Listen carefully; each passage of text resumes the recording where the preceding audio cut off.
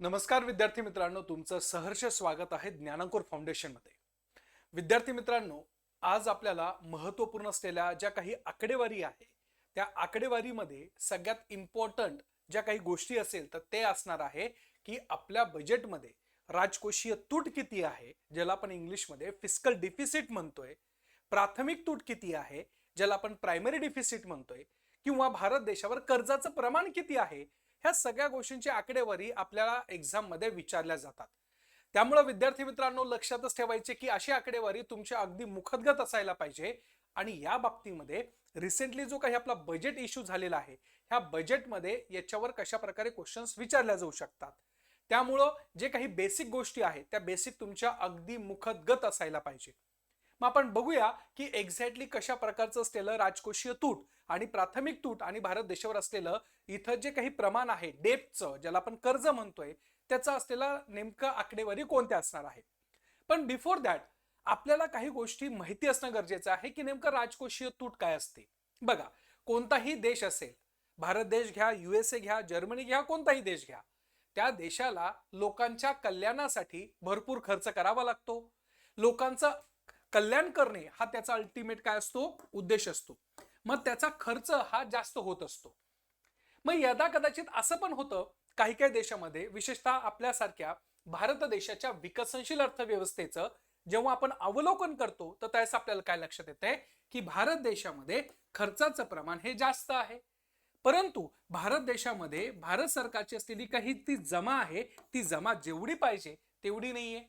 म्हणजे जमा कमी आणि खर्च जास्त। परिणाम स्वरूप आपल्याकडं काही प्रमाणामध्ये त्या सगळ्या गोष्टीतून तूट निर्माण होत असतात।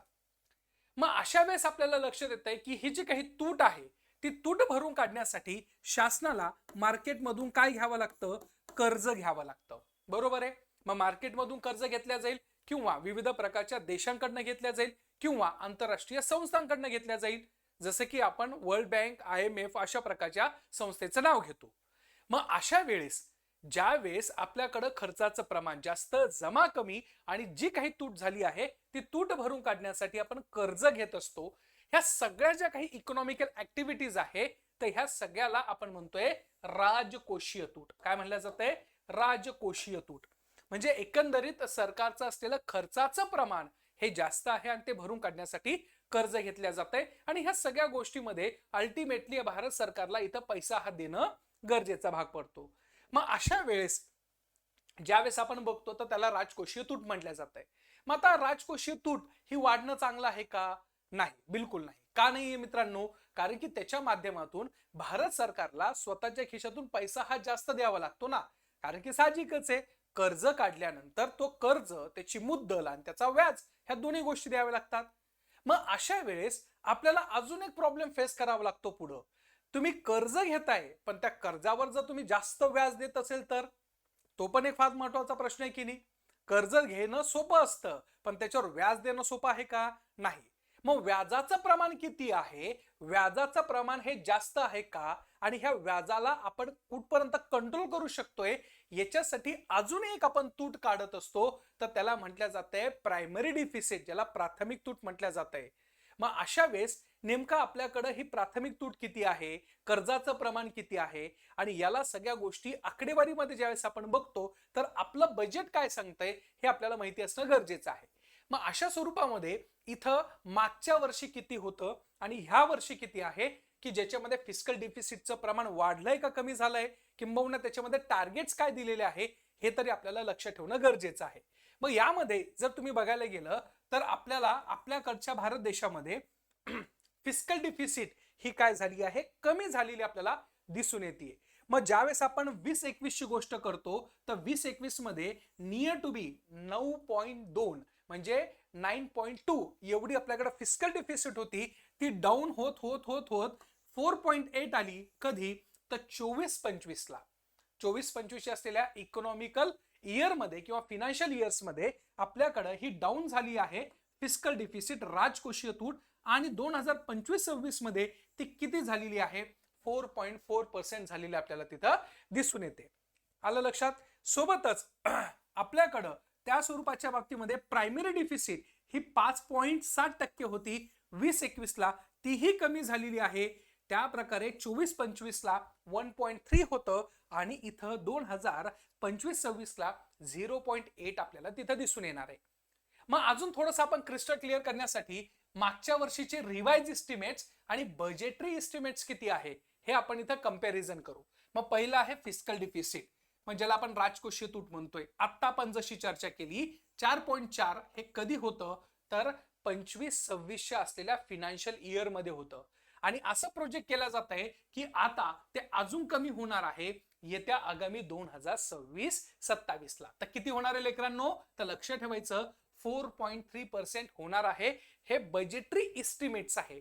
बजेटरी इस्टिमेट्स म्हणजे काय लेकरांनो, की तिथं प्रिडिक्ट केल्या गेलं आहे. इस्टिमेट दाखवतंय आपल्या बजेटच्या कॅपॅसिटीनुसार आपण प्रिडिक्ट करू शकतो की येत्या आगामी काळामध्ये हा 4.3% राहणार आहे.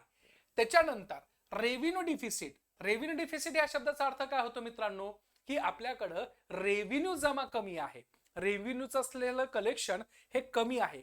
रेव्हेन्यू कमी आहे तर रेव्हेन्यू डिफिसिट तयार होणार आहे. मग अशा वेळेस आपल्याकडं रेव्हेन्यू वाढवला पाहिजे.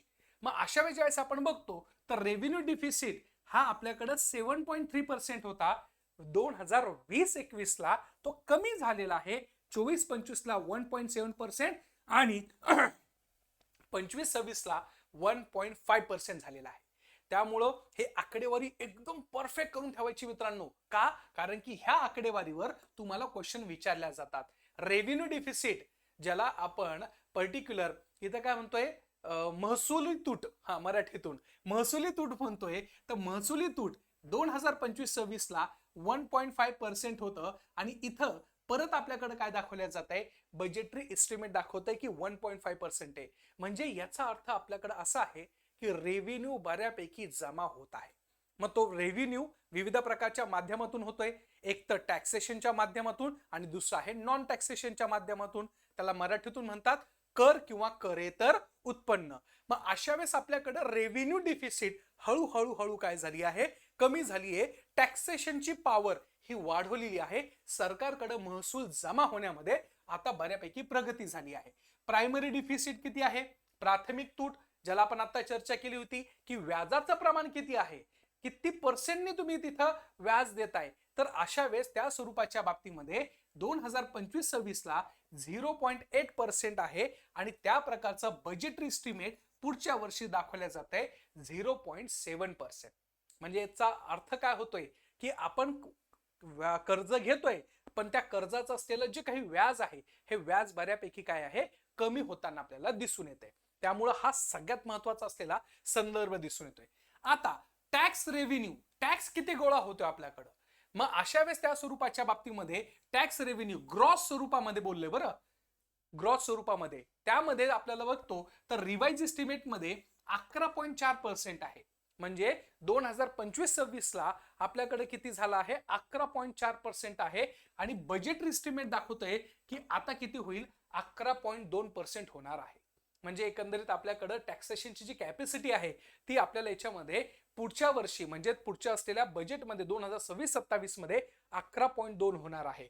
त्याच्यानंतर नॉन टॅक्स रेव्हेन्यू किती आहे, तर नॉन टॅक्स रेव्हेन्यू मध्ये 1.9% आहे. नॉन टॅक्स रेव्हेन्यू आपल्याला माहिती आहे करेतर उत्पन्न, करेतर उत्पन्नाच्या माध्यमातून शासनाला बक्कळ पैसा भेटतोय, दंड वगैरे ह्या सगळ्या गोष्टीच्या माध्यमातून पेनल्टीज वगैरे. मग अशा वेळेस 1.9% आहे. बजेट एस्टिमेट किती सांगते, 1.7% आपल्याला दाखवतोय. आणि त्यानंतर सेंट्रल गव्हर्नमेंटचं डेप्ट किती आहे हे लक्षात सगळ्यात ठेवायचं बरं, महत्वाचं की सेंट्रल गव्हर्नमेंटचं कर्जाचं प्रमाण किती आहे. मग अशा ज्यावेळेस आपण बघतो तर त्यावेळेस आपल्या लक्षात येत आहे की या बाबतीमध्ये 56.1 आहे. कधी, तर 25-26ला.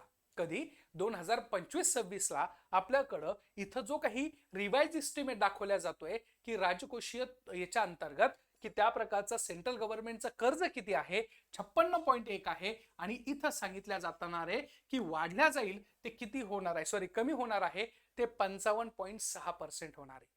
म्हणजे एकंदरीत भारत सरकारने शाश्वती दिलेली आहे की आता आपल्या भारत देशामध्ये कर्जाचं प्रमाण कमी होत चाललंय. मग कर्जाचं प्रमाण का बरं होत चाललंय, कारण की आपण सेल्फ सफिशियंट होत चाललोय. आपल्याला आता गरज नाही पडणार आहे. जसं की फॉर एक्झाम्पल आता भारत देश आतापर्यंत विविध प्रकारच्या कर्जाच्या माध्यमातून स्वतःच्या इकॉनॉमीला बूस्ट करायचा आहे, परंतु ह्या सगळ्या गोष्टीमध्ये आता स्वतःला आत्मनिर्भरता इथं भारत सरकारने तयार केलेला आहे. त्यामुळं अशा प्रकारच्या असलेल्या ह्या राजकोषीय धोरणाअंतर्गत ह्या ज्या काही गोष्टी आहे ह्या सगळ्या गोष्टी तुम्हाला अगदी मुखतगत असायला पाहिजे. आणि यासाठी तुम्ही आपल्याकडच्या असलेल्या ज्ञानांकुर परिवाराला किंवा ज्ञानांकुर फाउंडेशनला सबस्क्राईब करा, कारण की तुम्हाला अशा अपडेटेड असलेल्या नोट्स इथं भेटत जाणार आहे. Thank you so much.